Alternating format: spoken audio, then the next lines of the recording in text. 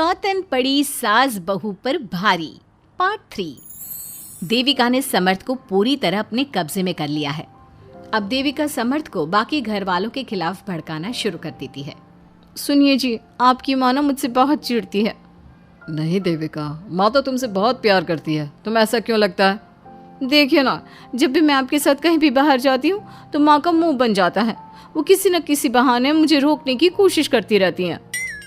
अच्छा चलो ठीक है, आज मैं तुम्हें कहीं डिनर कराने ले जाता हूँ, तुम तैयार हो जाओ। देखते हैं माँ तुम्हें रोकती है या नहीं। देविका डिनर के लिए तैयार हो जाती है। वो अपनी सास से कहती है, माँ जी, मैं और समर्थ डिनर के लिए बाहर जा रहे हैं। अरे बहू, तुम तो जा रही हो तो रात का खाना कौन बनाएगा? माँ, वो कहाँ है आपकी पहली बहू अधीरा? वो बना लेगी खाना। अरे बेटा, वो कहाँ बनाएगी खाना?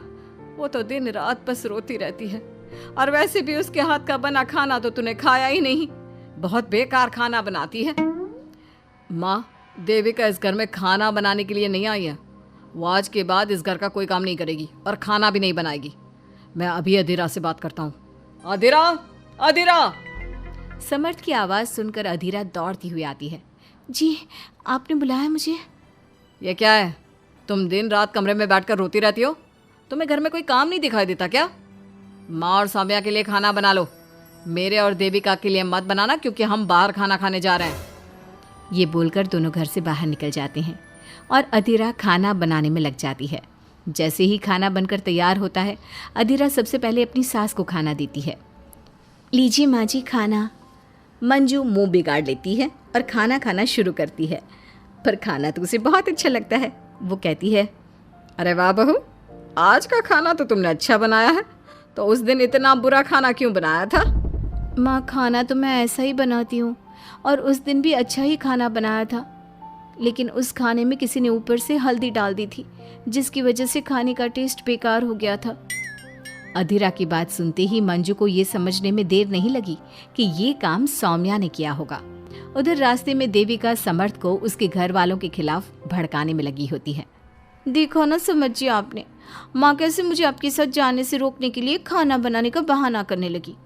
घर में सौम्या और अधीरा भी तो रहती है ना, उनसे तो माँ कुछ नहीं बोलती, मेरे ही पीछे पड़ी रहती है।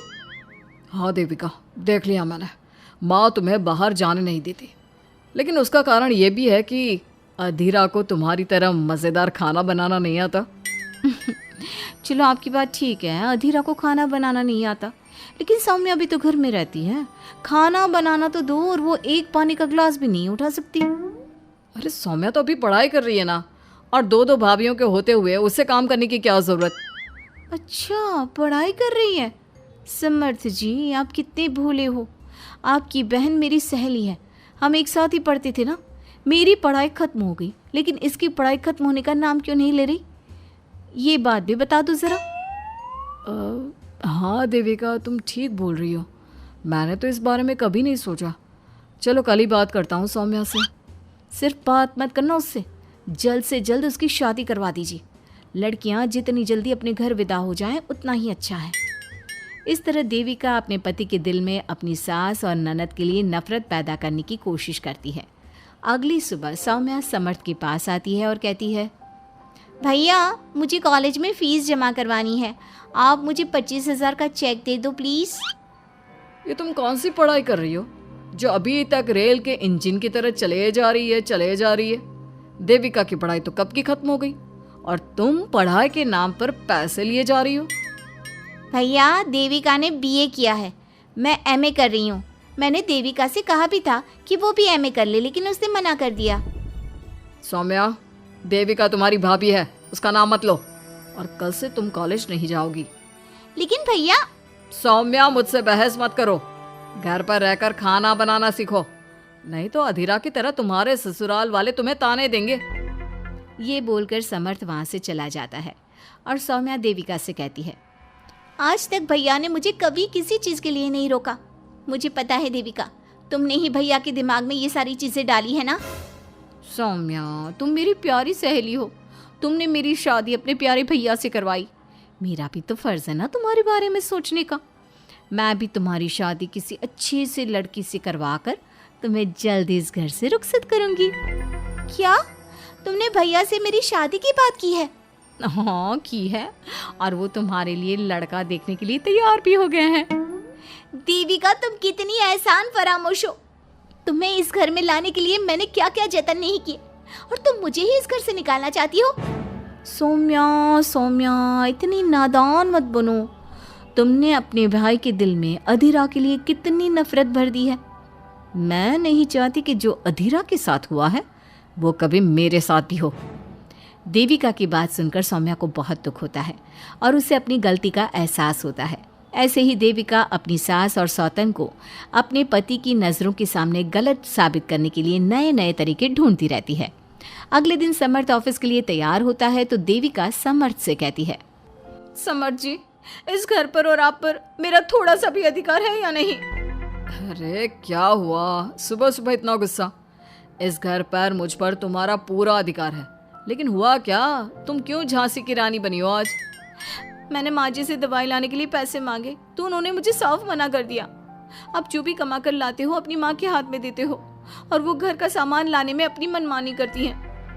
अच्छा, मैं अभी माँ से बात करता हूँ। समर्थ अपनी माँ के पास जाकर कहता है, माँ, मैं आपको इसलिए घर खर्च के पैसे नहीं देता कि आपके मन में जो आएगा आप वही करेंगी। अरे क्या हुआ बेटा, इतना गर्म क्यों हो रहा है? मैंने कब अपनी मनमानी की है? माँ, अपने देविका को दवाई लाने के लिए पैसे क्यों नहीं दिए? आप क्या चाहती हैं कि वो मर जाए? अरे बेटा, हमारी इतनी अच्छी किस्मत कहाँ कि वो मर जाए। अब बुरे लोगों की जिंदगी भी ना लंबी होती है। और हाँ, ये किस दवाई की बात कर रहा है तू? देविका ने तो मुझसे कभी पैसे नहीं मांगे। देखा समर्थ जी आपने, आपकी माँ किस तरह मेरे मरने की कामना कर रही हैं और झूठ भी बोल रही हैं। बस माँ, आप तो मेरे ही सामने इसकी बुराई कर रही हो और इसके मरने की प्रार्थना कर रही हो। आज के बाद मैं आपको घर के खर्च के लिए पैसे नहीं दूंगा। अब इस घर का सारा खर्च देविका उठाएगी। समर्थ ये कहकर चला जाता है। देविका अपनी सास, ननद और सौतन से कहती है, अब समर्थ पूरी तरह से मेरा हो चुका है। तुम तीनों समर्थ के आसपास भी मत भटकना, और इस घर पर सिर्फ मेरा राज रहेगा, सिर्फ मेरा। लिख लो ये। देविका भी वहां से चली जाती है। मंजू और सौम्या अधीरा से माफी मांगती है। अधीरा बहू, हमें माफ कर दे। हमने तुम्हारे साथ बहुत बुरा व्यवहार किया था, जिसकी सजा हमें इस देविका नामी राक्षसी के रूप में मिल गई है। हाँ भाभी, मुझे भी माफ कर दो। मैंने ही भाई के दिल में तुम्हारे लिए नफरत भरी थी। अब भाई हमसे ही नफरत करने लगे, वो भी उस देविका की वजह से। अब माफी मांगने से क्या फायदा? जो होना था वो तो हो गया। समर्थ मुझसे बहुत प्यार करते थे, लेकिन आप दोनों ने उन्हें मुझसे छीन लिया, मगर देविका ने उन्हें आप दोनों से भी छीन लिया। क्या अधीरा को उसका प्यार वापस मिल पाएगा? क्या देविका की सच्चाई समर्थ के सामने कभी आ पाएगी? ये जानने के लिए कहानी का अगला भाग जरूर देखिएगा।